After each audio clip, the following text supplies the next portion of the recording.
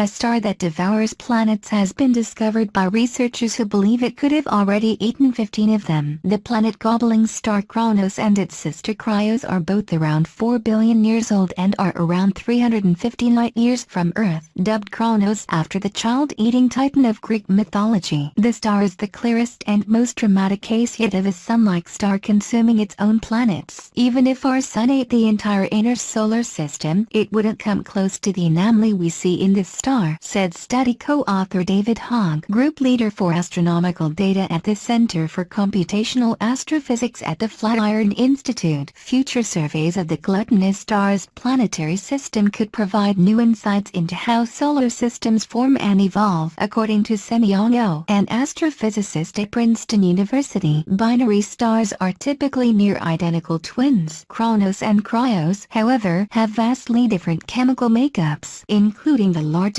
difference in metal content of any binary system yet studied. We started discussing what could make two stars that must have been born together have such different chemistry now, Dr. O said. The compositional differences between Kronos and Krios are most pronounced for elements such as iron, silicon, magnesium and lithium metals that make up the bulk of rocky planets such as Earth. Because these elements are concentrated in Kronos' outer layers rather than mixed throughout the star itself, the researchers conclude that the star probably consumed many planets worth of rocky material a billion years or more after its formation. The added material altered the composition of Kronos' outer layers relative to its sibling star. From the data, the researchers estimate that Kronos has gulped 15 Earth masses. By comparison, our entire inner solar system contains roughly 2 Earth masses of rocky material. The exact process that led Kronos to devour its inner planets remains unknown, but the researchers suggested several theories. The leading one is that Kronos and Krios once flew too close to another star, which stretched out the orbits of Kronos' outermost planets. This caused the outer planets to move through the inner solar system, in turn catapulting the rocky inner planets into death spiral orbits. But this theory would require that Krios managed to somehow avoid a similar doomsday scenario. Previous studies presented similar evidence of planet-eating in other types of stars such as white dwarfs and even our own sun, but never to such an extreme. Kronos' twin Krios evidently either remained far enough away from other stars so that its planetary system remained unaffected or had fewer rocky planets to consume. They orbit each other infrequently, on the order of every 10,000 years or so, and their official designations are HD 240,430 and HD 240,429. The work also reveals a potential window into how solar systems change over time, says study co-author Adrian Price-Wellen. We assume that once stars are born, their chemistries are fixed, he said. This is yet more evidence of stars changing.